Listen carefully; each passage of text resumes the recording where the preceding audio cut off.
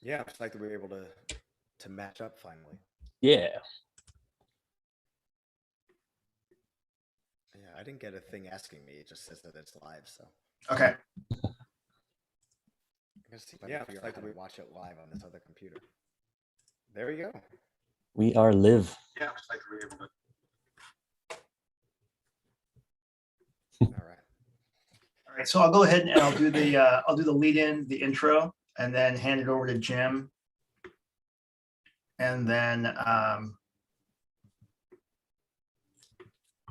Jim, after you do your intro, then I'll hit the button, right? Hit the button, connect the goddamn dots. All right.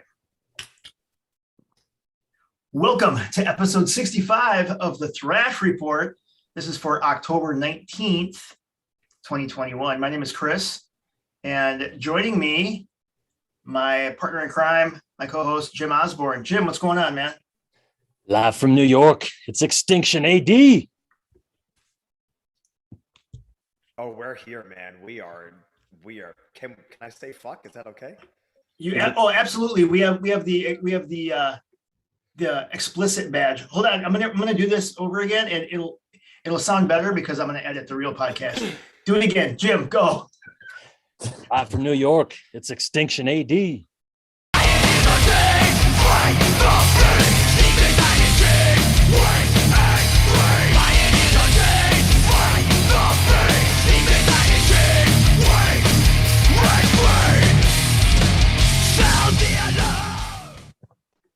Oh shit! Yeah.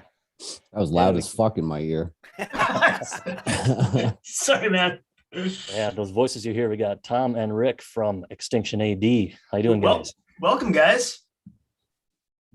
Thanks for having us, man. I'm psyched that we're able to finally match up some times and get to hang out a bit and talk some slack.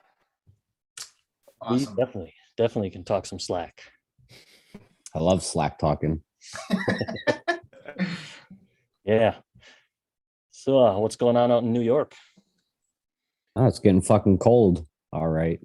Already. Dude, I do not like that. It was up until 2 or 3 days ago, we were still in the middle of summer. The past couple of days, waking up to go to work or whatever the crap, it's the high 40s, which I know was no big deal to you guys, but the high 40s is like 70 degrees colder than I ever want it to be. Yeah, same thing here, a little bit colder than you guys, but yeah, it's starting to cool off a little bit. It's fine with me. I think fall's the best time of the year. No, I haven't even taken socks out yet. I'm still in summer shit, man. He's running around in flip-flops. I am. They're right there. It's all good, man. All right, well, I think we'll get some housekeeping items out of the way first. We always have guests on and ask them the same question. How did you get into metal? So, Rick, why don't you give us yours? You know, I don't remember ever not being into metal. My first favorite band was Def Leppard, which I know is like, that's not metal. But in 1983, when I was 3 years old, Def Leppard was fucking metal. You know, their first handful of albums are still metal to me, even if they're more on the pop side. But I personally don't really remember a time where I didn't at least like metal bands. You know, even when I was like, I didn't know the difference between hard rock and metal and, you know, pop rock. But there was never a time where I wasn't into metal in some way, shape, or form. Nice. Yeah, and Def Leppard's been a common answer, so you're not alone. Yeah, I was a huge Def Leppard fan, right?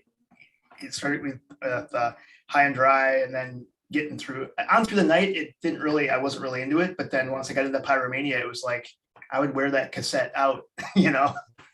That was my first favorite album, Pyromania. Awesome. Dude, That's I remember on Rock of Ages, I had hit the record button by accident one time, and you know, if the tabs covered over, you can't record music over there, but what you can do is put a glitch in the tape. So it was like Rock of Ages, and then got going again. I was so bummed because it was the mid 80s. It wasn't like, you know, if you're a 6-year-old, you can't go out and buy another cassette. So it wasn't until like the mid 90s when I finally got it on compact disc recordable ripped off of Yep. Soulseek or something. I was able to listen to Rock of Ages without that fucking jumping it again. That's That's awesome. like one of those things you still hear in your head every time you hear the song now. Yep. Dude, every single time. Yeah. Exactly. It's kind of like no matter what, when you're hearing to that one Iron Maiden track, you're always like, you think you're gonna hear Bruce say, "Scream for me, Long Beach." That's What awesome. about you? What about you, Tom? What say you? Oh, I have my dad to thank, man. I was for whatever reason I really got into Stray Cats when I was Oh. little. Yeah, man. I don't think that was Brian Setzer Yeah. Orchestra, man. I don't know how that happened. I can't really blame my dad for that, but 4, maybe 5 years old, I remember him saying, "Check this out," and he gave me Kill 'Em All. And that Wow. was like the that was the spark.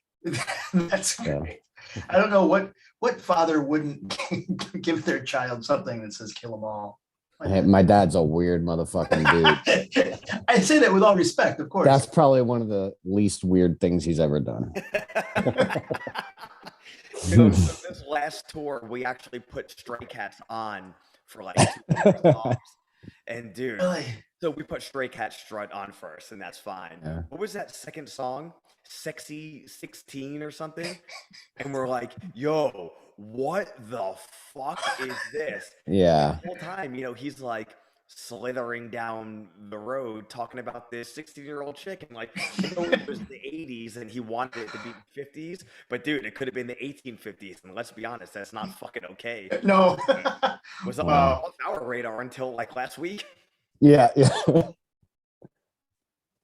is crazy. It's really fucking bonkers. It was the 80s and Winger was out there doing his thing, so he's fucking weird too, I guess. And Gene Simmons, dude, what is with these people? Just, what's crazy about talking about everybody singing about 16-year-olds?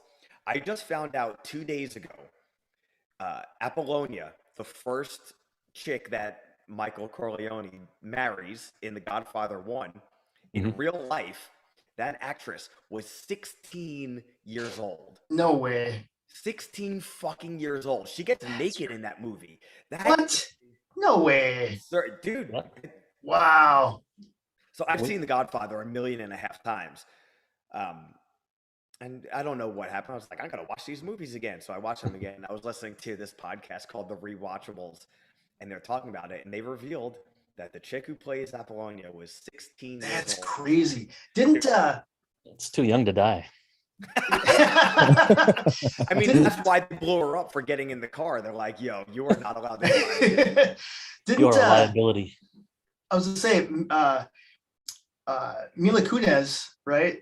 Ashton Kutcher's, I don't know, are they married now? I don't know. But the chick from the 70s show, right, went on to all these amazing movies and shit. I heard that like her to get in, just to audition, she had to lie like how old she was. And when she actually started on the 70s show, she was only 16. At least she was playing a high school student at the time. Yeah. But it was still kind of like, oh, they're seniors or something. I don't know. Yeah, but I heard that too. She didn't have to lie to get in that. That's crazy. That's cool. I've never seen The Godfather, so should I leave or? You've probably seen the third one then, right? I've never seen any of them. I've seen them all. You haven't seen any? That's crazy. No. It's been a long time. I'm gonna have to rewatch. It's been a long time. Yeah. Stick to the first two. You know what? I won't fight to the death on this. I won't even fight for more than 2 rounds on this. And I'm not saying it's up there. I am not saying that. But what I am saying is the third part, Godfather 3, isn't as bad as everybody else thinks. I'll just leave it at that. Okay. It's got some Saint Anger to it. Dude, I'll take it over Saint Anger. My Godfather 3 story, I don't think I've told it here, but I watched it back in college, back in VHS. And I went out and I rented it. And, it's so long, it came on 2 tapes. Yeah. So I started watching it, and then it ended. I'm like, the dude just fell out of a chair and died. Like, what's the next movie gonna be? Some asshole switched the tape, so I watched the second half of it before the first half. Oh.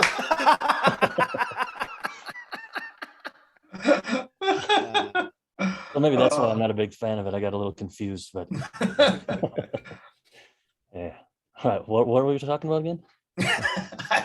We're talking about my dad. That's right. That's right. Oh, that's it. He gave me Kill 'Em All. That's how we got in the middle. Awesome. Rick, I was going to ask you how old you are, because I've seen different stories that you're anywhere from 50 to 75. But you already answered that. Should I solve the mystery or just let it go? Well, you already said it, that you got something when you were 3. Or yeah, so. Well, and being the fact that you made a cassette tape reference and recording, I mean, yeah, my kids wouldn't know what that is. No, I'm old as hell. I'm the oldest one in the band by like a couple of decades. Yeah, that's true. So I figured we were about, 5. I figured we were about the same age, and then I saw that somewhere someone said you were 50, and I'm like, well, he's healthy, works out, eats right. He's could be 50 and look that young. And then I saw a picture of, I don't know if it's you and a sister and friend or something, like when you were real young in a Pantera shirt. And like, there's no way he's 50 if he's that young wearing that shirt. Yeah, this August I turned 41. Okay. All right. I got you by a year. All right, moving along. Well, we put that to bed. We now know the answer. All right. Thank you. He is 16. I didn't know that was an internet mystery. The mystery has been solved. Yeah. All right, let's get on to the band. So Extinction AD, can you give us maybe a quick little history and where you came from and influences and what you got coming up? I will start, and then Tom, then I'll let you finish. Yeah. Okay, Sensei. I'll make a long story short. A handful of us, we played in bands together for years. A whole bunch of us were doing This Is Hell for a while. I got burnt out on it, want to do something new, yada, yada. We started Extinction AD. We got off to a little bit of a slow start as far as our first tour and releasing our first EP. It took about a year to really get the ball rolling. And, we put out an EP and 2 full lengths on Good Fight Music. Did a handful of tours, toured with Havoc, toured with Unearth. We toured with Havoc a handful of times. And, like any band, but especially a band with older people in it, you kind of have to go, or we had to go through, some replacements here and there until we found the actual solid lineup of everybody on the same page, which, we still struggle with to this day. But once Pete Vandenberg, our original bass player, left the band, Tom had played in This Is Hell with us on and off and was kind of like our unofficial 5th member. And him and Pete kind of just switched spots, where Pete became our unofficial 5th member, still is involved in the decision making with the band and is heavily involved in, contributing music and such. But Tom is now, the bass player and the next, the right-hand man of the band. You fill it in from there. You complete the story, Tom. Yeah, that's pretty accurate. I'd say that we're the I'll be the right-hand man to your left hand. Left hand, yeah. Anyway, Sensei. Actually, when the band started, was I currently playing with This Is Hell when that kind of fizzled? On and off, because on and off, right? The last tour that This Is Hell did was with Pete on bass. Hatebreed? Was that a Hatebreed tour? Yeah, it was a Hatebreed Every Time I Die tour, which should have been the greatest tour.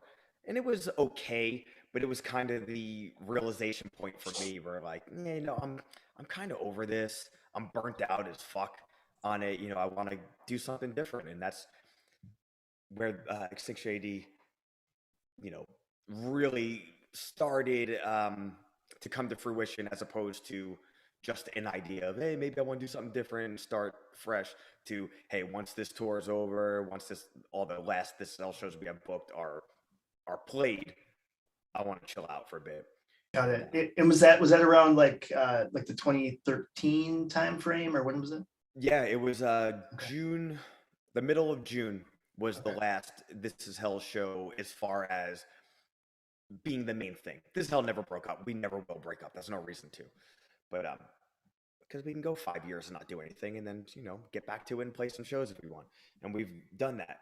But Extinction AD has been the top priority, and we've been what I like to think is chugging along and on our steady incline. And over the past year or so, we've made some changes and solidified some stuff here and there, and we're kind of like fucking really going for it right now. We got tons of tours coming up. We have our new EP coming up. We're in the middle of finishing up our next full length. Nice. We're no longer with Good Fight Music, and now we're with Unique Leader Records. So we're fucking, we were on like 9.5 before, and now we're on like fucking 11.5. Nice. Very cool. Yeah, so your new EP coming out, the Chaos, Collusion, Carnage, and Propaganda, November 5th, and Chaos has been released, and we've been hearing it a lot on Liquid Metal.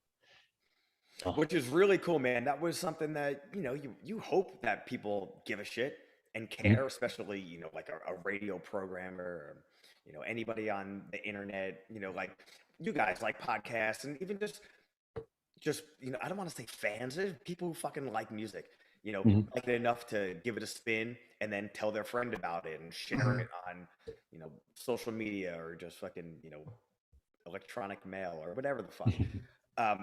All that shit is so cool. And the fact that we got into rotation on Liquid Metal, and people are taking pictures of their car, like their fucking car stereo, and sending it to us. And the thing is, that stuff kind of perpetuates itself. We've had other, not just internet radio shows, but still in the studio, antenna, radio signal, radio shows playing Chaos now.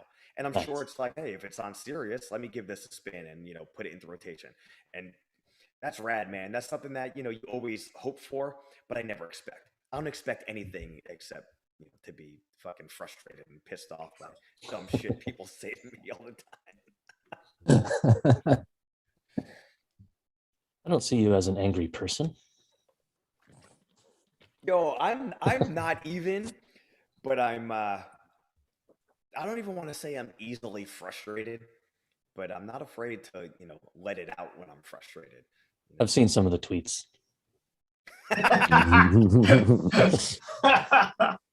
You can be a little grumpy here and there. Oh, well, yeah, of course. It comes with the age. Yeah. When you've been around as long as you.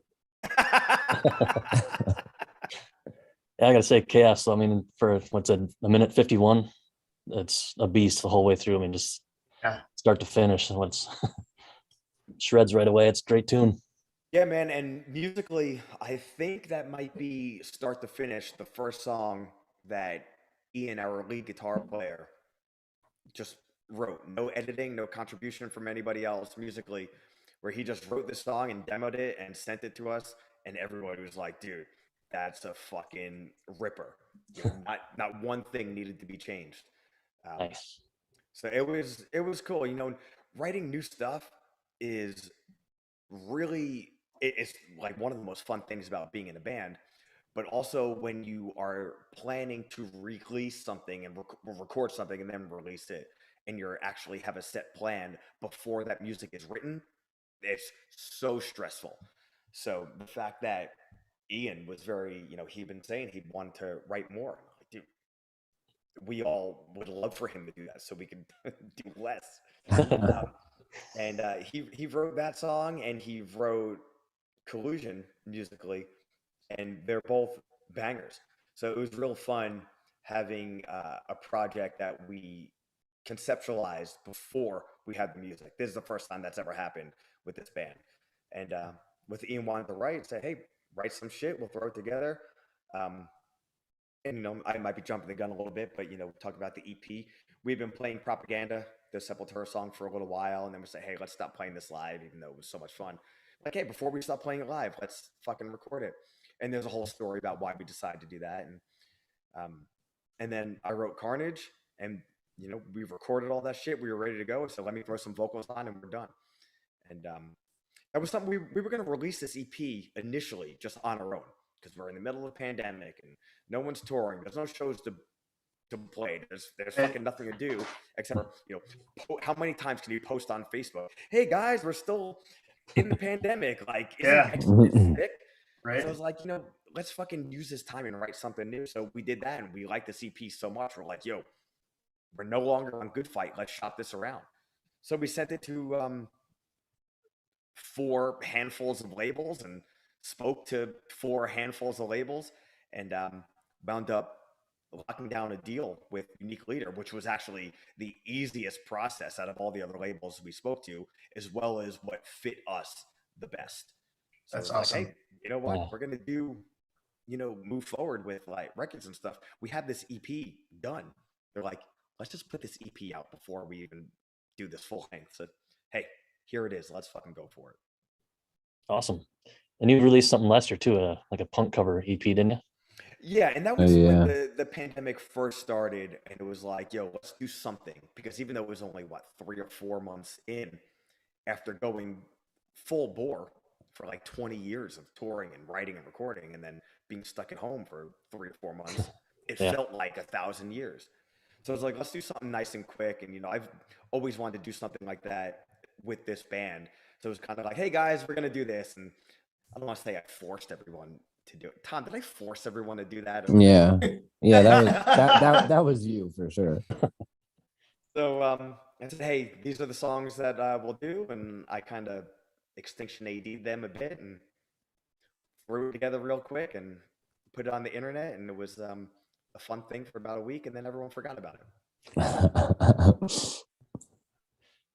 Yeah, the cool thing about the EP though is, like, with the songs that Ian wrote and Carnage, they're really, I don't want to say they're wildly different, but they are more in line with the record, the full length that's going to come out, and it's cool, like, teaser for those songs. The material is going to be much more in line with the EP, so that's pretty cool. Yeah, looking forward to that. And that's November 5th, so it's right around the corner. Creeping up real quick. Yeah. Yep. And then you got a November 6th, you've got a show you're playing. It's kind of a release party, right? Yeah, we're playing at our home venue for the most part. I mean, I kind of feel like we have 2. AMH, Amityville Music Hall, is in Amityville, which, Amityville Horror House and all that shit. Mm-hmm. It's a direct shot south of where I live, and that's kind of the venue for underground heavy music on Long Island. There's also St. Vitus in Brooklyn, which is, essentially just a shot west for us. And for a little while, I felt like that was more of our home venue. But recently, and by recently, I mean, the past 2 years or so, it seems like AMH has really become our home venue. So it was great that we're able to set the show up November 6th, so the day after the record will hit the streets. And spoiler for everyone, the day that the record comes out, we're also going to have a video premiering for Collusion, which was a lot of fun to record. I think everyone will get a good kick out of it. Sweet. And November 6th, yeah, we're playing Amityville Music Hall, where the record release show, we're headlining, and we have a crazy lineup with Dying Wish, Lich King, cool. Touring bands that are polar opposite as far as the spectrum of metal go. But two bands that I think are super, super cool. And then we also have Lost Becomes, which is a metal band from Long Island, and Electrocutioner, who is a newer thrash metal band. It's a great name. So, and they're a great band. I mean, it's 4 great bands and us. So I think it's going to be a rad show. Hopefully people show up and stomp each other the fuck along. Sell some compact discs and have a good time. Right on. Speaking of Lich King, I think I saw one of their members just moved to our area up here in Minneapolis. Yeah, that's crazy. We were chatting about that when we were trying to get them on this show, saying like, yo, we gotta fly at least one of our members out. So let us see if we could get some other shows booked around it.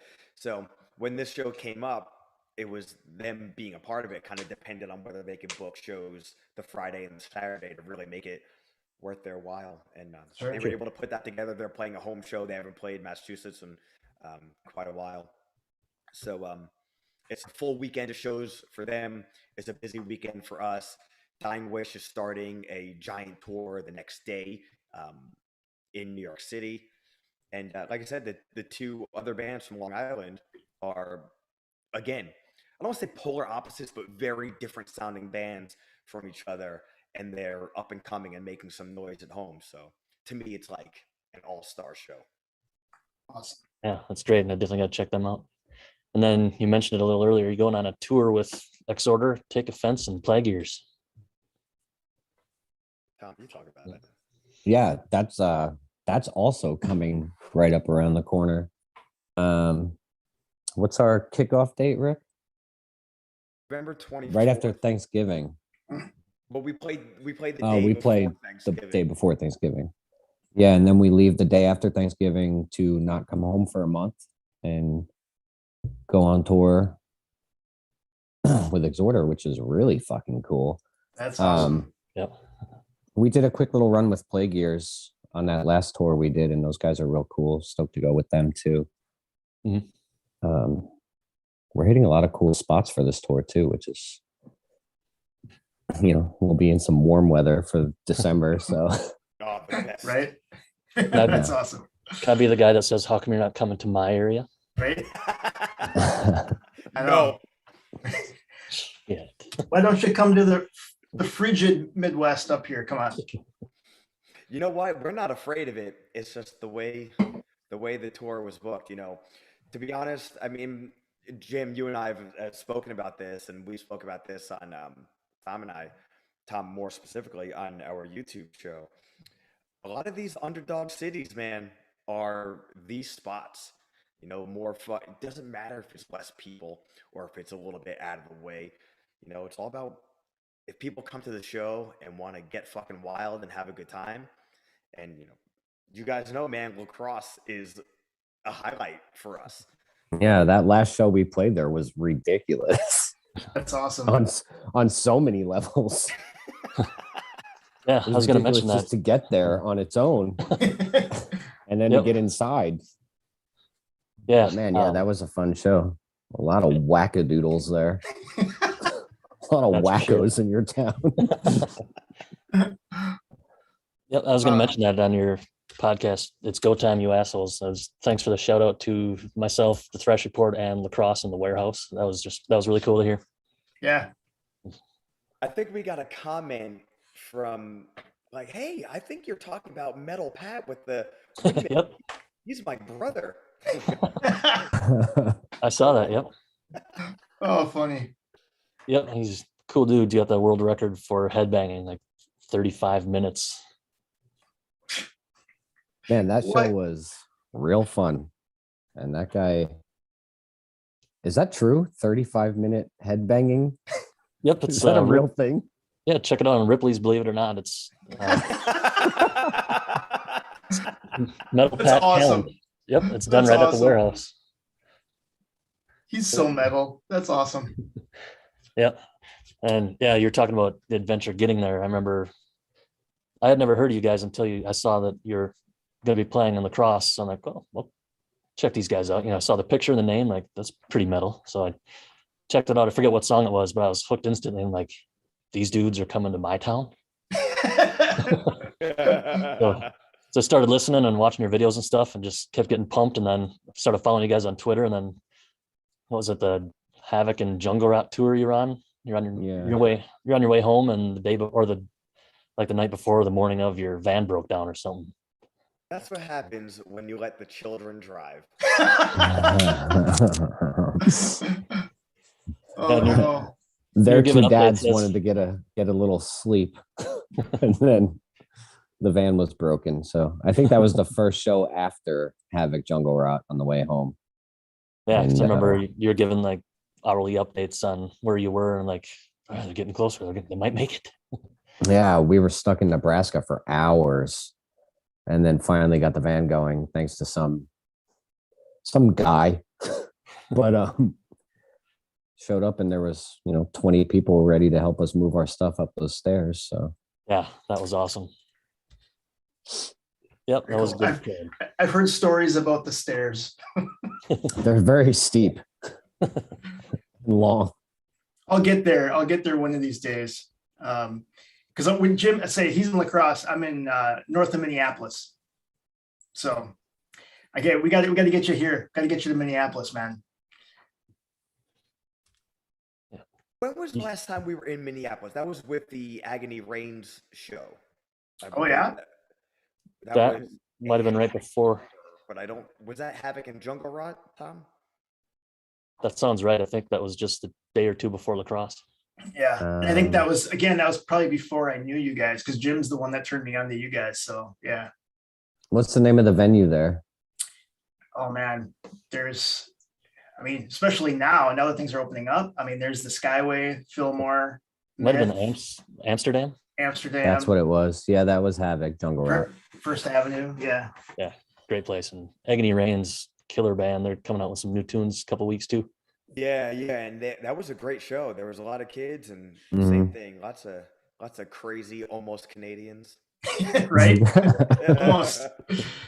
Almost. So let me talk a little bit about. So where did this? First of all, I think they're hilarious. These it's Go Time, you assholes. Where did this come from? I don't know. It's just goofy. It's cool. I like it. Well, I'm addicted to caffeine. Yeah. I like to think that I'm pretty good as far as managing like my vices and such, but caffeine, so Still legal in all 50 states. yeah, saying. Right. Yeah. And Tom, if I remember correctly, you weren't really like a big energy drink guy, and I kind of, peer pressured you into it. Yeah. And Ian is the opposite of me, where he just dives into all of his vices. So we're a very energy drink based band. But Tom and I started, I think this might have been around the European tour. Yeah, it was in England.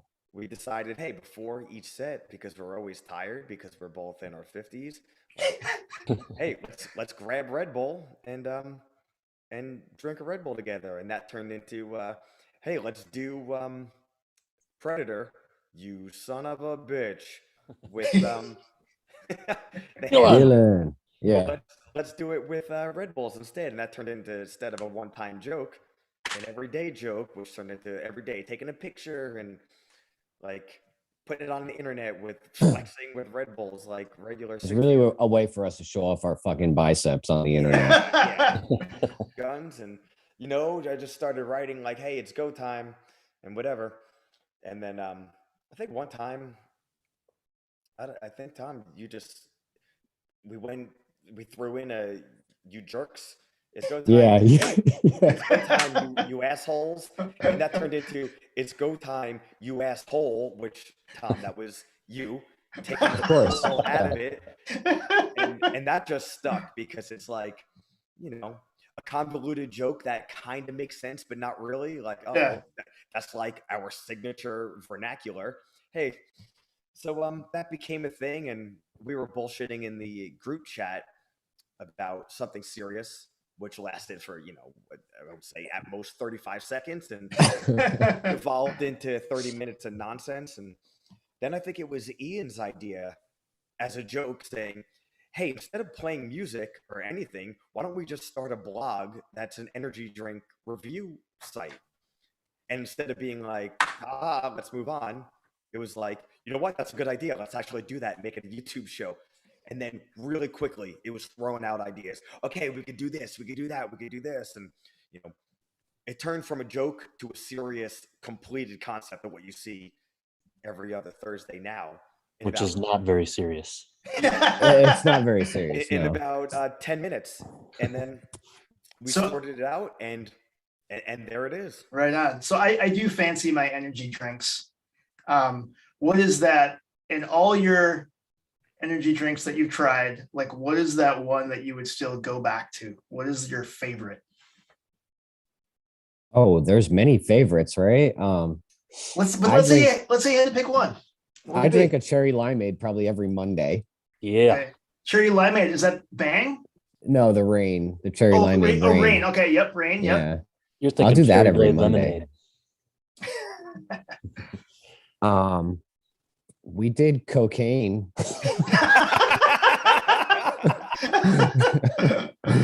Not real cocaine, but we did cocaine, the energy drink. Oh, a poser. Oh, dude, it was Uh, this is some fucking weird shit.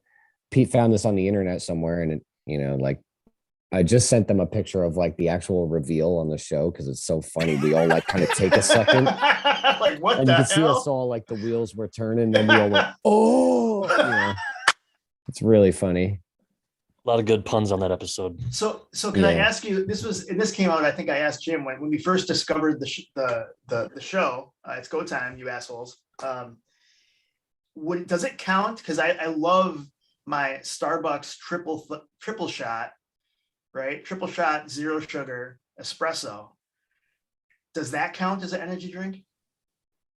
I mean, it's coffee, but It depends on who you. If you ask me, I say yes. If you ask Rick, I don't know. I also say yes. okay. If it fucks you up and gets you go timing asshole, then yeah. Yeah. What's so Right, funny too? I was just thinking is to go back to that's also still like our like pre-show like ritual. Like we'll, hang out or do whatever. And then we're so stupid. Like now we go like, hey, do you want to asshole now or later? We don't even it's just do you want to asshole? That's awesome. Very cool. So are you a coffee guy, either of you? Do you drink Death Wish coffee? I drink every coffee that ever gets put around me. Death Wish, the world's strongest coffee. It's so good, so smooth. Oh, if you're a coffee guy, it's really good. I wouldn't drink coffee unless somebody gave me a handful of $100 bills.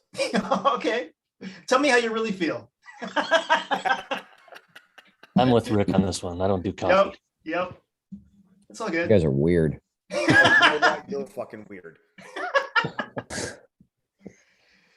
I'm that nerd that actually got into coffee relatively later, like when I was in college, because you know what? All of us nerds, we would go to like the 24-hour Perkins restaurant and play Magic the Gathering. That's how nerdy we were, right? Listen to metal and play Magic cards. That is pretty nerdy. And we drank pots and pots of coffee, man. I'm Did with you- you on the coffee part, bro. Did you hear how the hipster burnt his lip? He was the first person to think the coffee was cool. Oh, for fuck's sake. Wow. Oh man. You can use that one. So the term runks or sunks, is that a XAD thing or? Jesus. Dude, you know what? This must have been like legitimately 2.5 decades ago. One day I decided, hey, you know what's funny? Adding an N or an M into the middle of words. And it's gone like in and out of favor with me. And it wasn't really that long ago, maybe about a year or two ago, where, just, oh man, that rocks. I was like, you know what? I'm sick of hearing people say that shit. And I'm sick of hearing myself say it or typing it. So I was like, fuck it. I added like, oh man, that runks. And then real quick, that turned into runks. And then, that was a fun thing until one of my friends who steals everything that is an inside joke that he doesn't get started saying it. So then it kind of fell out of favor. But then when we were, talking about stuff that fucking rocks or really blows, we're like, well, does this runks or sunks? And it, said once, stuck. Nice. All it took was one time. Big That's it, runkage. man. You come up with something and it's, could be like on a scale of 1 to 10, it's funny at like a 3. And most people, and I'll even agree, other people, if they say something that's at a 3, I don't want to hear them say it ever again because it was only a 3. It's not funny enough to say it ever again. But I feel like if I'm saying something that is a 3, I'm like, I could either drop this now or just say an obnoxiously amount of times that it gets worse. And it's so bad that it becomes the funniest thing. And then it's not even funny. It just becomes part of our vernacular. Yeah. And again, that's just essentially describes the humor start to bottom in Extinction AD. Stop That trying is to make fetch pretty happen. much 40% of our vocabulary is like shit that is just like only the two idiots sitting next to you would understand. And it's like, And now you're I putting would it out say there for everybody every week. Yeah, that's yeah, about cool. 40% of the vernacular. The 30% is a year and a half in the life of Metallica quotes. Mm. I would say 20% is trash talking our friend Travis, whether he's there or not. And the other 10% is, some serious stuff. Speaking of Metallica quotes, when you came to lacrosse, I immediately knew you were a Metallica fan because what you'd say between songs, like look over there, that's Tom. He's going to show you what the fuck to do. Okay, Dude, Sensei. I feel like we may have even watched a year and a half while driving on the way to that show. And we may have even discussed that we were going to speak exclusively Yeah. at that show. That's awesome. Because you did do sing it along, dance it along, Whatever the fuck fuck it along. along. Doing something Doing to fuck something. along. Yeah. Oh, That was that's awesome. great. That is great. Yeah, it's actually gross how much we watched that movie. Yeah, this is a safe space. It's okay. Yep. Did you guys watch the extras from that? I don't Anybody? think I don't think I did. No. They Ricky, just did you put 'em watch it? Yeah, they just put them on YouTube, but it's essentially one of the discs in that giant box set of the Black Album. It's just like outtakes from Wow. the studio, the Sweet. Black Album studio, outtakes from the Black Album tour that didn't make it into the video. And then I don't know if this was just on YouTube or this is on YouTube from the box set also, but there's Ross Halfin's camcorder footage from the Justice tour. Oh, Yeah. wow. And Very cool. some of it or a lot of it is throwaway shit. But if you're like a fucking obsessed Metallica nerd, like the two of us, 4. Yep. it's For it's like, finding a photo album of, your fucking kids when you're old that you don't remember. Yeah. Yeah, totally. But it's like even better than that. That's awesome. That's awesome. I had so much fun watching that shit, man. Yep. Yeah. And you got another podcast that you're into, Rick. Is that just you, the Thrashers, Slashers, and Road to WrestleMania? That is my show. I stopped doing it at the end of August because I'd even brought it down from every week to every other week. But towards the end of August, when the band really started, picking up again, we had started playing shows again. We knew that the Unique Leader deal was in place and we're about to go on tour. There just really wasn't enough time anymore because, dude, and you guys know, doing a podcast, like everything about it is like 10 times more work than it seems. It's not just sitting around and fucking around with your friend for an hour and then just putting it on the internet. Yeah. Especially with that show. So I started doing that show. I'll try not to ramble. I'll make a long story short here. I started doing that show when the pandemic hit because I knew I wasn't going to be calling my friends because I hate using the fucking phone. And I wasn't going to be hanging out with anybody because everybody was afraid to die. So I was like, I'll do this show. I already do podcasting aside from this anyway. And it'll give me an excuse to bullshit with one of my friends once a week. So I was like, this would be a great idea. We'll talk about a movie and we'll talk about a wrestling show. We'll talk about an album, shit I watch and listen to anyway, but I'll let them pick it. And then it turned into, I won't say pain in the ass, but it's a lot of fucking work, man. Watching a movie, which is a normal thing for regular people, when you're already busy doing other shit, and then you're watching a movie not just for your own enjoyment, but to discuss it and take notes on it and all this shit. And then same thing with an album, and then same thing with a wrestling show, especially a lot of people I was talking to weren't even wrestling fans. So I have to go deep enough to talk about it, but not deep enough that I'm explaining, like, hey, wasn't it crazy how they transitioned from this wrist lock into a headlock? I don't give a fuck about that. Yeah, the episodes I was on, the wrestling parts were just fucking nonsense. I know nothing. I know fucking nothing. That makes it more fun.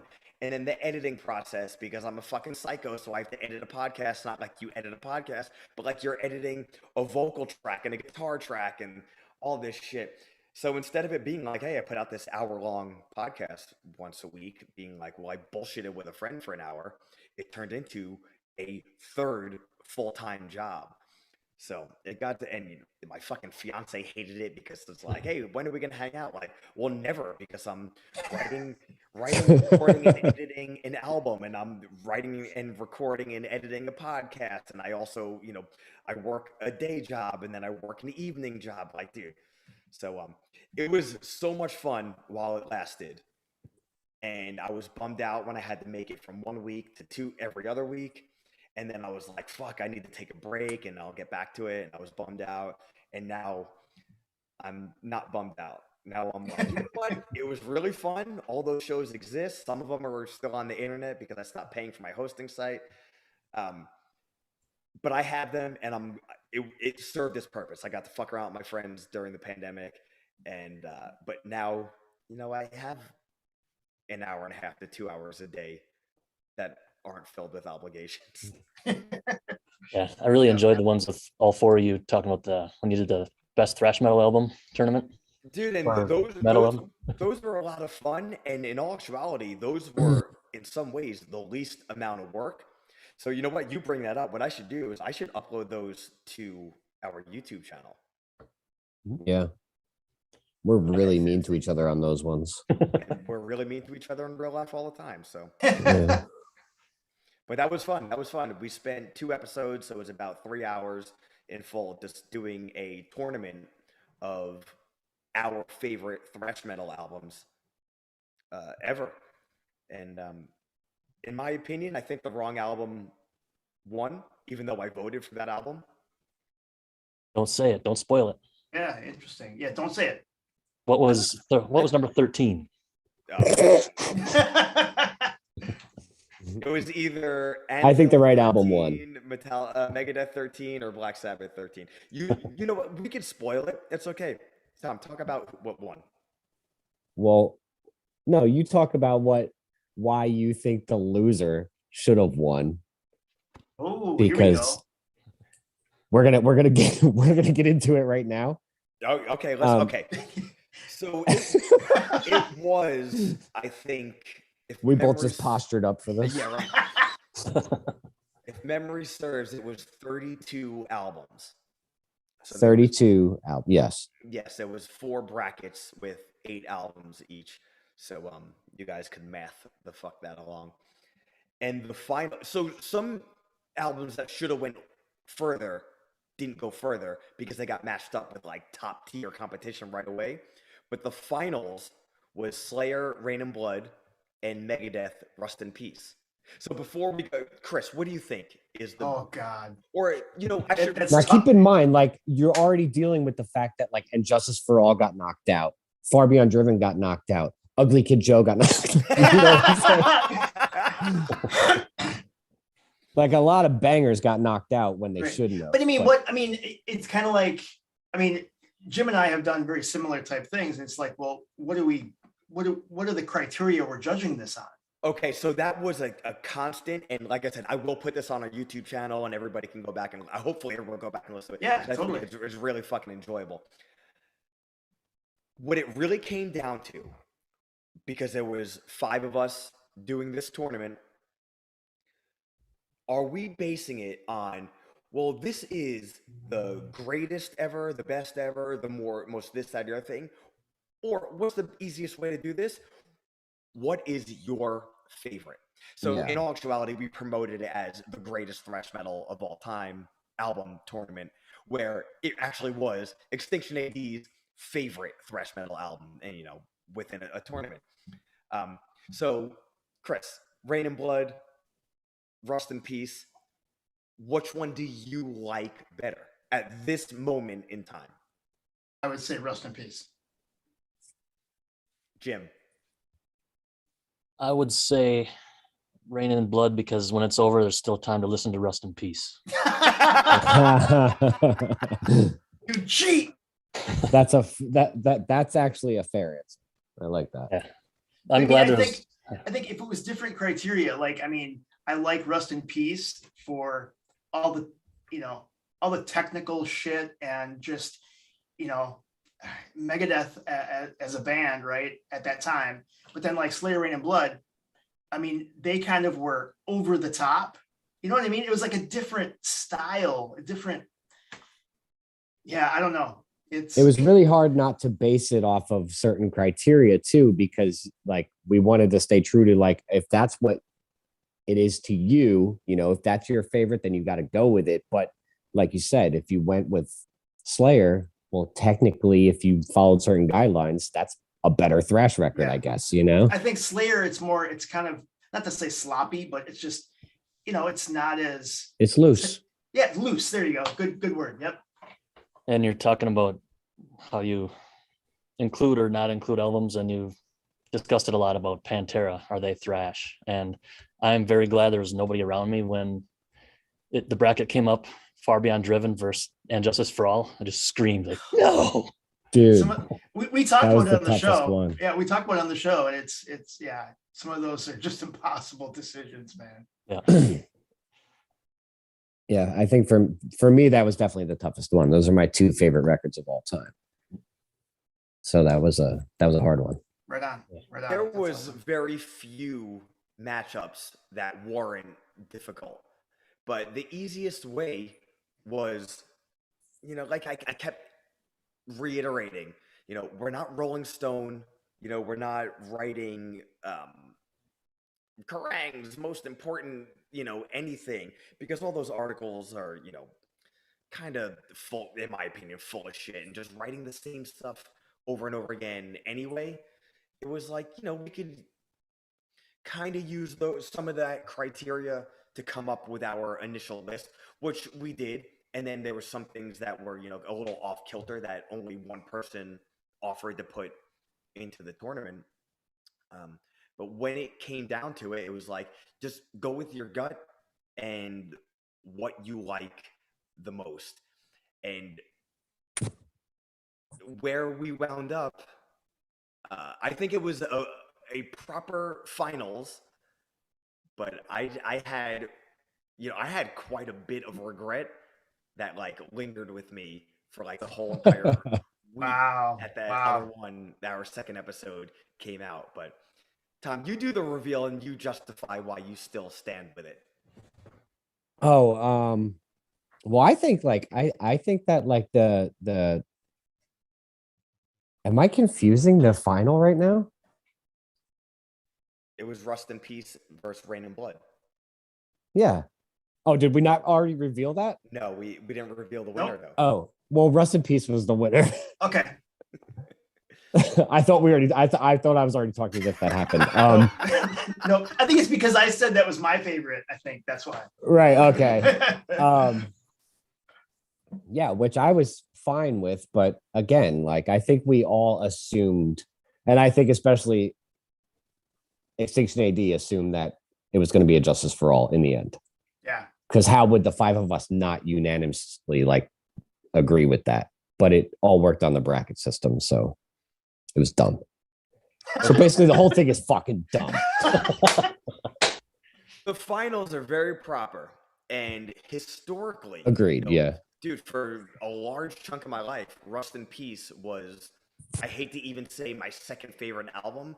It was almost like, Injustice for All was 1A and Rust in Peace was 1B. And then as time got on, I was, okay, Injustice for All is definitely my number one. Rust in Peace is definitely my number two. But as the tournament was going on, I was really questioning, and the day after the day the episode was released, I re-listened to it while I was at work, and I was like, "Yo, I'm not really sure how I feel about that." Then I listened to Rain and Blood and Rust in Peace back to back, and I said, "Yo, we made the wrong decision. Rain and Blood should have won." And not only just I think, but at that moment in time, and it's hard to say because it's almost a year ago now, but at that moment in time, for the next week, 2 weeks, I was straight up like, "Hey, I changed my mind after all this time. I like Rain and Blood more than I like Rust in Peace." But that could change within a day. But wow, I'm gonna, you know what? Now I'm gonna have to go listen. I'm gonna have to go listen to those two back to back. But like you said, they're so totally different, and both those albums are just fucking perfect records for what they are. Yep. They both have singers that, you know, should be really cool, and as time goes on, you realize that they're kind of both morons. Dude, why is everybody a moron? Dude, everybody's so stupid. I was just gonna dissect both bands, but I won't even go down that road. What do you think's gonna happen? What do you think's gonna happen now that Kerry King came out and was like, did we hang it up too early?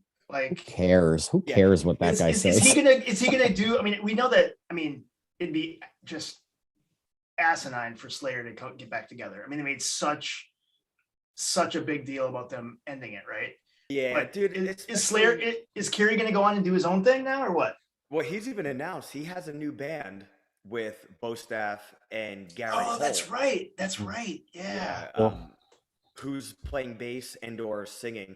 Dude, I feel like somebody in our group chat said, "Oh, and this guy's playing bass," but I don't remember. I think and it wasn't me, but whoever said it talked about Phil from Pantera singing as well. Oh, Tom, you're playing bass? Yeah. Yeah, I'm gonna play bass with my good friend Kerry King. Dude, you know who's Kerry? Like, who's a good friend? You know who Kerry King is a good friend of? No, who's that? Nobody. Nobody. He is nobody's good friend. Yeah. We had very few interactions with him, and you know, let's be honest, we're both fucking nobodies. But that shouldn't matter in the way that you interact with people. And you know, Kerry King's attitude is Kerry King's attitude, and it's both a bummer and also not a bummer, because of course he's gonna not surprising, exactly, not disappointing. Like, oh, okay, in real life you're that too. Cool. Yeah, got it. It's like, you don't got to be just pissed off all the time. And dude, you know what? Pissed off all the time, fine. Yeah, that's us. That's us. But that's our thing. Being condescending to the point of whininess, yo, don't fucking whine. And I'm talking to everybody. Nobody wants to hear your whining, complaining, bitching, and moaning, boo fucking who. Stop crying, man. And if you have to complain about something, make sure it's funny, because then it's okay to complain if there's humor in it. Otherwise, yo, fucking wrap it up, man. Don't cry that, you know, we got into an elevator with you. Or didn't let you get into we didn't let him get into our elevator. Let's be honest. Wait a minute. He got mad at us. Back up this story. What now? You didn't let Kerry get on the elevator, and now he's pissed at you?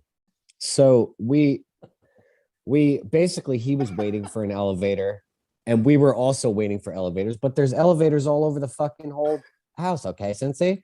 It's fucking all over the place. There's 4 elevators, and the one closer to us opens. He might have been waiting first, but who cares? So our elevator opens up, we fucking go in, and he like pouts and goes, "I guess you guys are going in." And we were like, yeah. And the fucking thing closes. And it goes up a little bit, and then it comes back down, and it opens up, and Kerry King's still standing there pouting. So Gary Holt is like, "I don't fucking care. I'll ride with you guys." He gets in, and the doors close, and Kerry goes, "I'll remember that." And the doors closed, and they went up, and we went upstairs. Oh my God. It's amazing. It's like, hey man, you still have all those tribal tattoos. You're not going to get in front of us if we don't want you to. Fucking like, I don't give a shit. You too, Scotty, you little wimp. I'm sick of all those guys. Oh, Check out our fucking new EP. November 5th. yo, this is the thing with playing either these one-off festivals or even these touring festivals with these bigger bands. You know, like we did two touring festivals with Anthrax, and we did the one touring festival with Slayer. Um, both in Australia, where they treat every band way better than they deserve to be treated. So everybody is in a good mood, and there's always tons of bands around, and everyone's cool to each other, and there's always like totally different types of bands um, hanging out and meeting, and it's sick. That touring festival environment is rad. It's like guitar music fantasy camp. We're like, oh hey, you know, like one day we're hanging out with Anti-Flag, where we became friends with Anti-Flag and remain friends with them.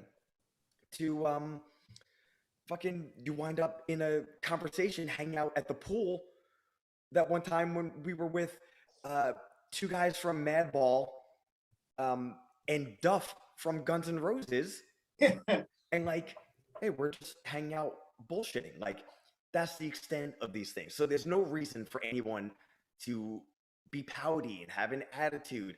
And the thing is, I get it in all walks of life, and especially as a musician. Sometimes you have a bad day, and you know, everybody like we want to be really cool, and we're psyched to go see Anthrax, and you know, for one reason or another, Scott Ian's in a bad mood, and he's really snippy and whiny, and it's kind of like, now do we attach that interaction to how we view Scott Ian forever?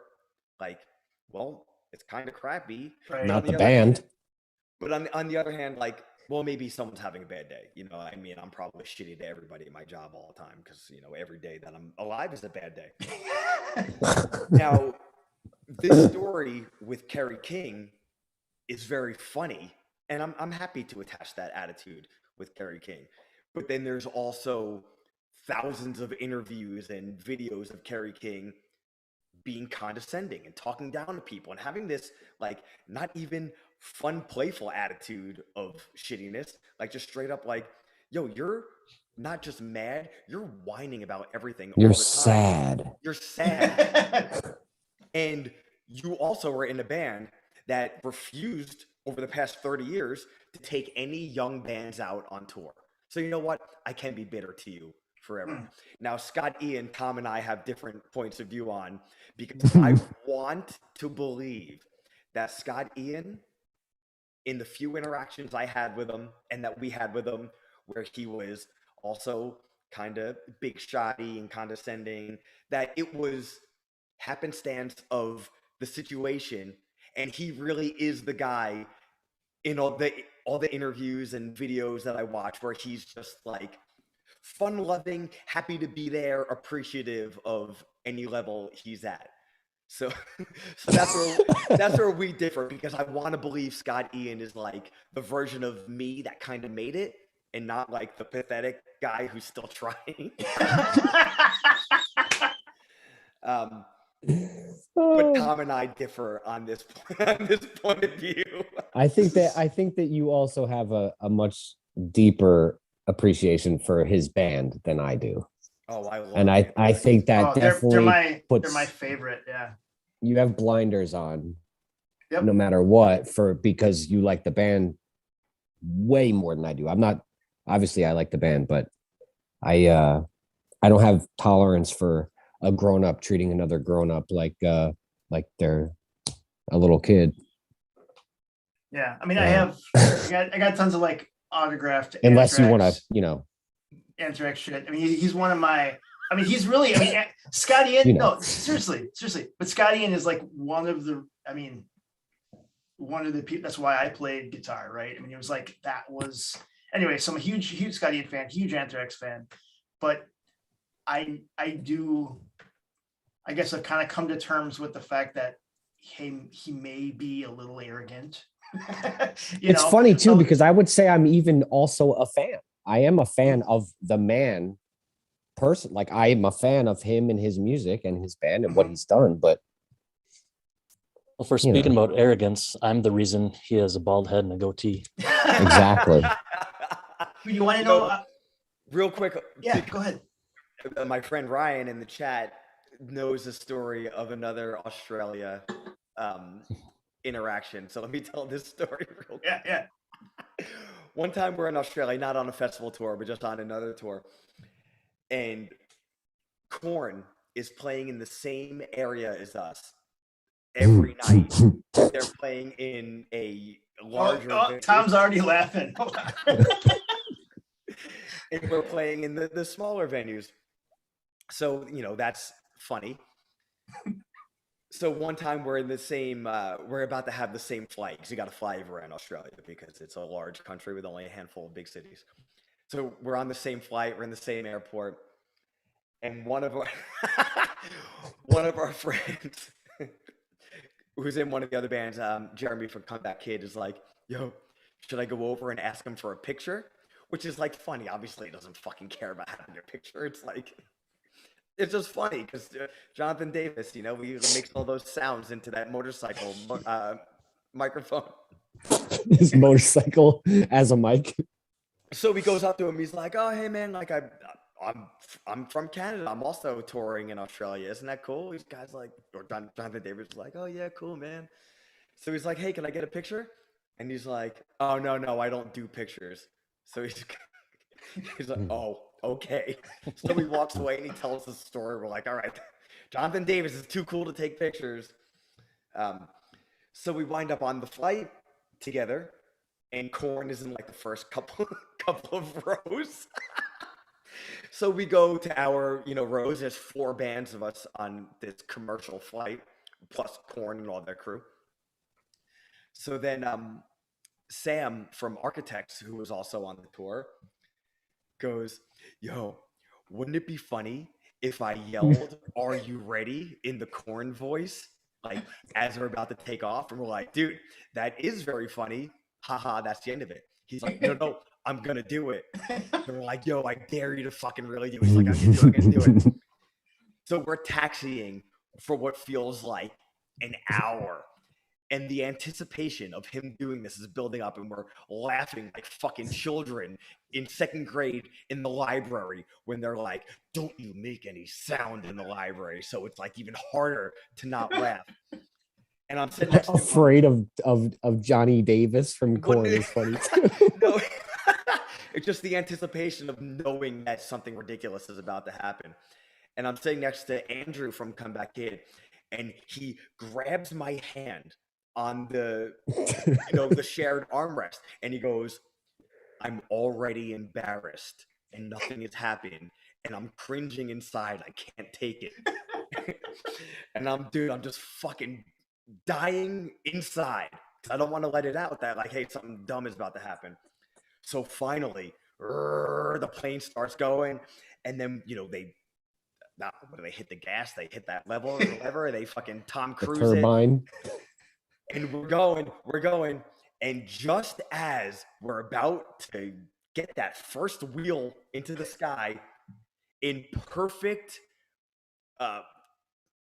imitation, Sam does the whole thing, and he screams, "Are you ready?" And the fucking plane takes off, and he just belts it out, and everybody on the plane fucking loses their goddamn mind.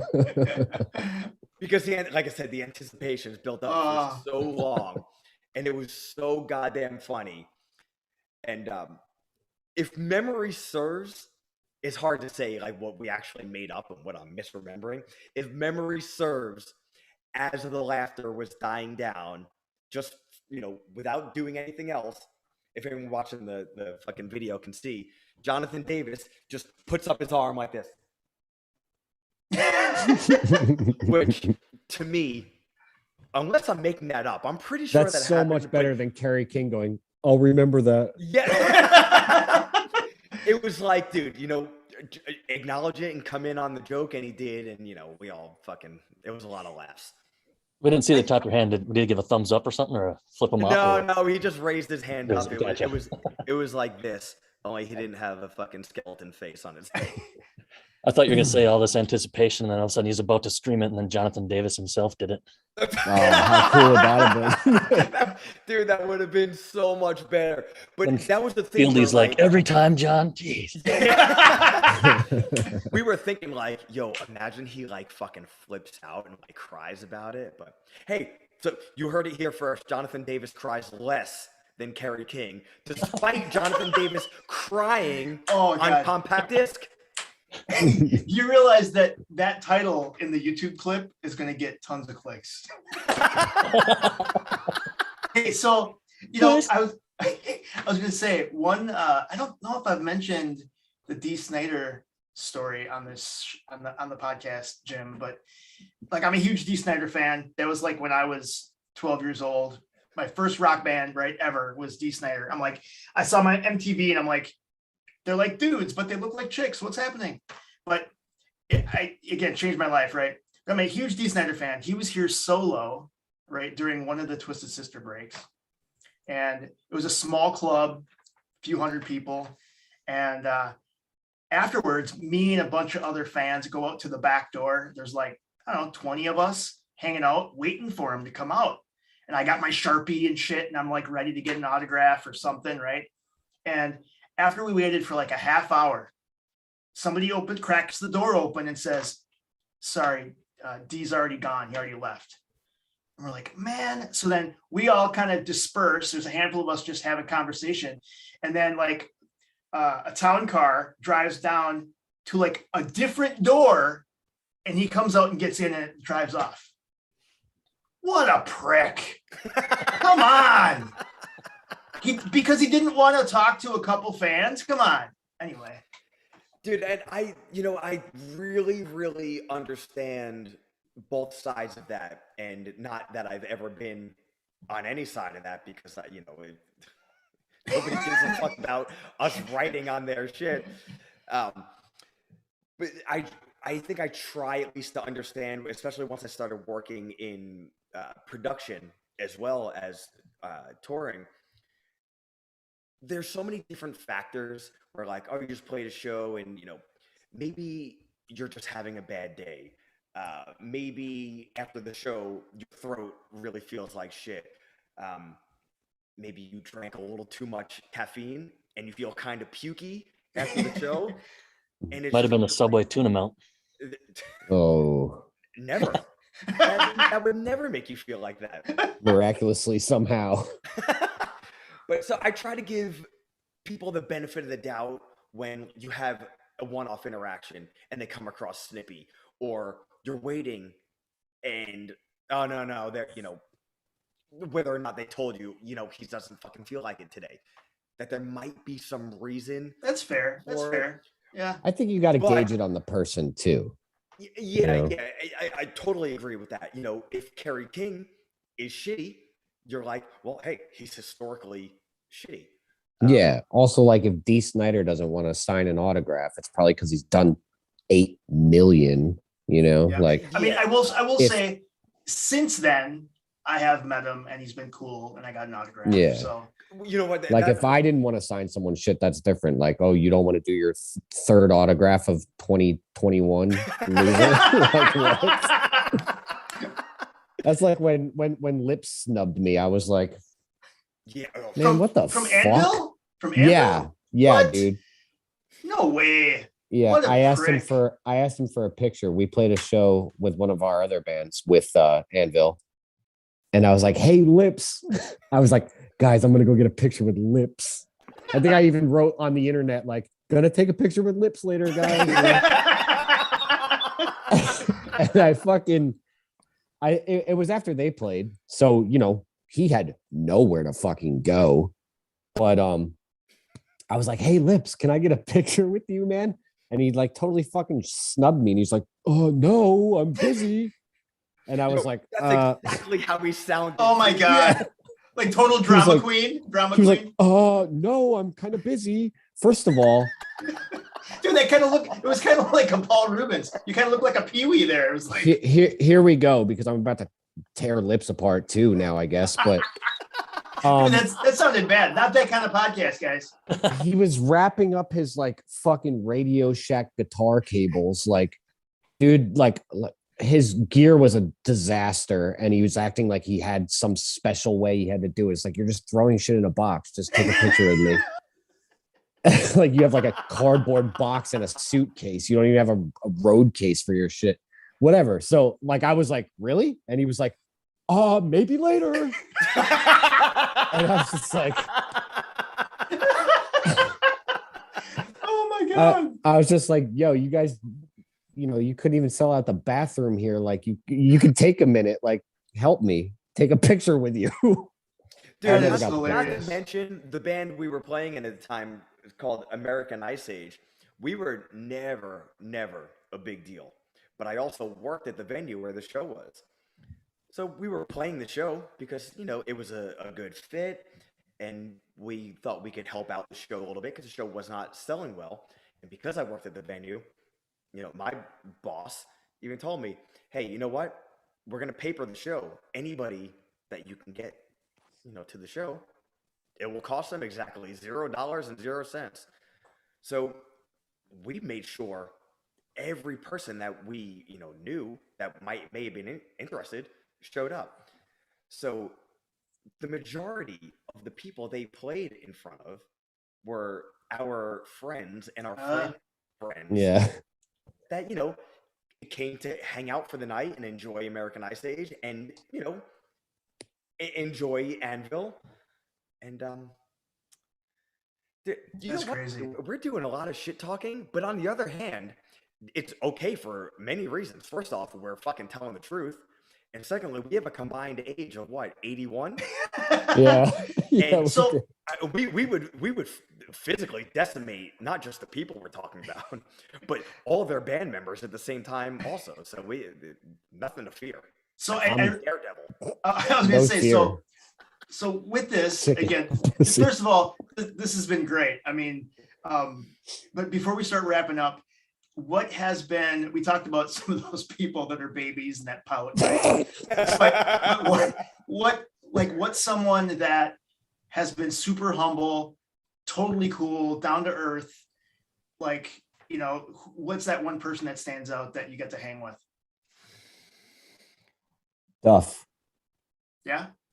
Yeah. Dude, the amount of hanging out and how affable he was and lack of pretense for the ratio to how he is legitimately one of the most important people in like rock music is Oh, look at that. There he is. it's astounding. He was just regular dude on this tour hanging out. Dude, if I remember correctly, Tom, you could help me out. I think you and I had spoken to Mitz from Madball and said, hey, we'll go hang out at the pool. And we were on our way down there. We And, bumped into him on the way down. We Yeah. bumped into Duff. He was going one way on the elevator. We were going the other way. And he's like, hey, how you guys doing? Yada, yada. What are you up to today? This, that, and the other thing. And he's like, oh, I was just walking around. I watched, you know, some kids play baseball and got some lunch, whatever. And we're like, oh, we're going down to the pool. He's like, cool, I'll get my suit and I'll meet you down there. What? I may be misremembering some of this, but That's the crazy. general gist was that. And we're like, oh, that's funny. So we go down to the pool, and then we met up with Hoya from Madball. So it's the two of us and the two guys from Madball. And then Duff comes in his fucking bathing suit, and now it's the five of us hanging out at the pool. And I think Scuzz came with us also and kind of flopped around for some attention. And that was it. There was nothing weird about it, and it wasn't like anybody telling hero stories or holding court. It Right. was five dudes hanging out because, like, oh, we're all different levels of touring musicians, and even Duff, I'm sure everyone's being paid way too much money and being treated way too good than they should be on this tour because the Soundwave tours were just, you know, AJ, who did those tours, was unbelievably generous in every sense of the word. And it was like, dude, this guy, it's almost like, wait, this is the Duff? Yeah, it was Wow. crazy. Like I think I had just read his book like a couple weeks before that because I knew he was going to be on the tour, Oh wow. like fully geared up, and then like the coolest dude on the tour. Wow. Really chill dude. That's You're really probably the last. You're probably the last person out of the pool. Like, I can't get out yet. Yeah, well, we went up. Me and him went up together. So But I mean, Oh, dude, that was cool. And then, for this band specifically, Matt Heaphy from Trivium, yeah. Big favorite of ours. Yep. for no reason at all, there's nothing in it for him, has been so helpful and complimentary to this band. That's just great. because, like, hey, you guys are nice guys, and I think your band is cool. So, like, I'm gonna let the internet know that your new single dropped. Fucking why? Like, because why not? Which is like, oh, you know what? I don't know why everybody can't be like that. Which is, we're not in a position that we're really could bring anybody up. We're trying to get up ourselves, but it doesn't hurt us any to, like, hey, there's a band that may be bigger than us or way smaller than us, or whatever the fuck how you want to quantify it. Mhm. If we're digging them, hey, you know what? I'm gonna let the internet know that we're digging this band because Totally. sharing music is fun, and that even is what turned into doing that weekly playlist that we do. Like, Mhm. hey, let's just let people know what we're listening to, and what's helping us out at the gym, because it's a lot of fun, and we're able to spread the word on newer bands and older bands that we like, as well as discover a lot of bands that we didn't know about 3 months ago, Yeah. and then in turn become friends with these bands also. And that's the way shit should be, especially now when there's such a saturation in all genres of music. So bands that are like-minded should really, bring each other up and spread the word. Like, dude, it doesn't detract from you to shed light on someone else. Totally. Never. And if you think that way, you're a fucking defeatist loser.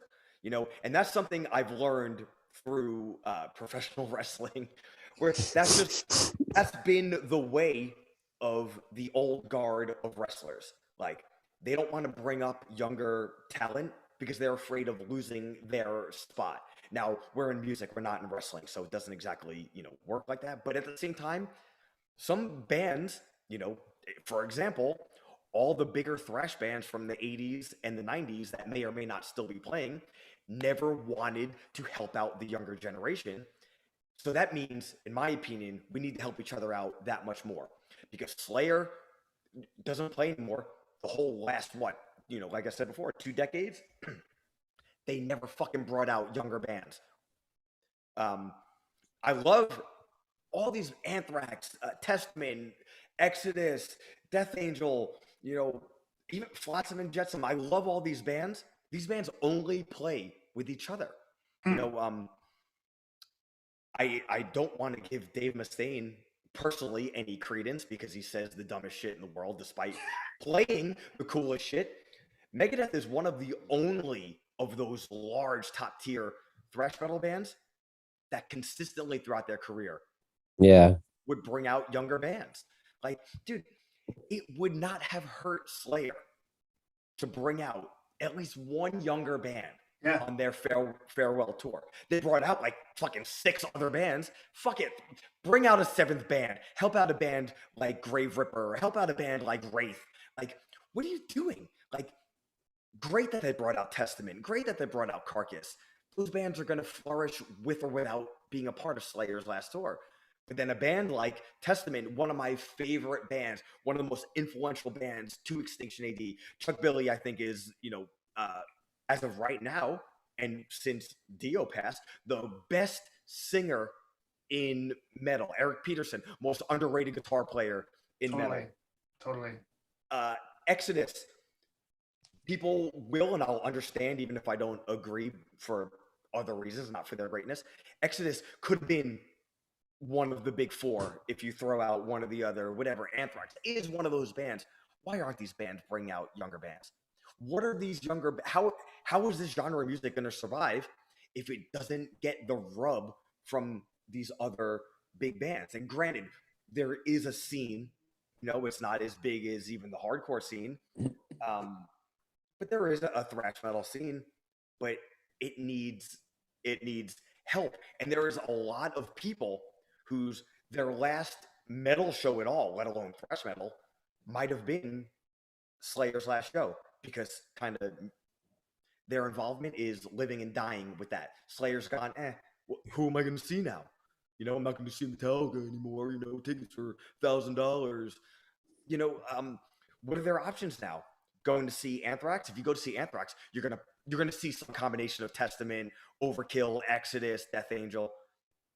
How many more times can you see the same show with different? And dude, I will go to that show every time it comes to New York. Yep. Go on tour with Scotty in any day. Yeah. But at the same time, and I don't even want to put us in there, because I'm not saying it for us. I'm saying it for the music. But hey, Scott Ian, why don't you just take Extinction AD on tour? You're allowed. We're both from New York. Our guitar player's best friend is your guitar tech. Let's fucking do it, man. Oh wow. It's all true, man. It was great.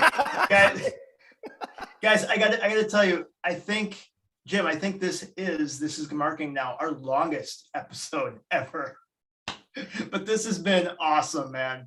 I never shut up.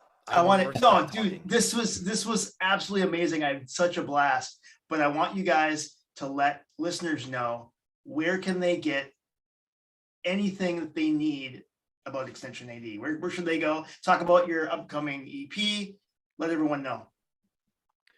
Well, we have signed to Unique Leader Records. We have the EP Chaos, Collusion, Carnage, and Propaganda coming out November 5th on compact disc. If you go to the uniqueleaderrecords.com website, you can find the pre-order for the CD. You can find all different types of bundles. We have a fucking flag as part of the bundles with the album artwork, which is just so rad. That was like a bucket list merch item for me for years and years and years. But we have t-shirts, long sleeve t-shirts, black shirts, white shirts. We have printed hats. We have all cool shit there. You can find us on social media everywhere at Extinction AD, Instagram, Twitter. Our YouTube channel is just youtube.com/Extinction AD. Facebook.com/Extinction AD. We have a merch store with Season of Mist, where we have some exclusive merch there, including the Gold's Gym Extinction AD t-shirt and tank top, which is unbelievably ass beating. Wow. Used koozies. We have koozies for our next tour. We are not putting those on the internet, so you have to come see us. We're going to be on tour with Exhorter, Take Offense, and Plague Years from November 24th till December 19th, all across America. We're going to play a handful of shows on the way home with just us throughout the Midwest before Christmas happens. We have a playlist that we put up on Spotify every Wednesday called the XAD Jim Basher playlist. You can discover brand new bands, both young and old, and possibly by old, legacy bands that you may or may not have ever checked out. We're posting about that on social media every week, pairing it with a workout. So if you like to work out, hang out with us for the week, listen to the playlist, follow our workout. If you don't, just blast it in your car and fucking speed and run red lights and throw Red Bulls at mailboxes and, do all that cool shit. That's awesome. Thank you so much. I want to thank you so much for joining us today, man. It was awesome. Thanks for having us, man. I'm sorry if I just hogged the show. I drank a Midnight Cherry C4 2 hours ago, did 2 personal training sessions, and then ran up here to do this. So I'm caffeinated as hell right now. It's a blast, man. Thank you so much. I want to thank everyone for listening as well. Thank you to the members in the live chat on YouTube as well. Again, you can get archives for all of our shows and show notes at thrashreport.com. You can hit us up on social. You can find all of our social channels at thrashreport.com. We'd love to hear from you. Go ahead and send us an email at thethrashreport@gmail.com. And I have a final thought. Ooh, I can't give you guys any advice about music, but Tom, if you're going to tease Rick for being old, you need to stop bringing up Radio Shack. Yep. Fair enough. That Fair enough. I think that was fair. Thanks Thank for you, coming on, everybody. guys. Peace, brother.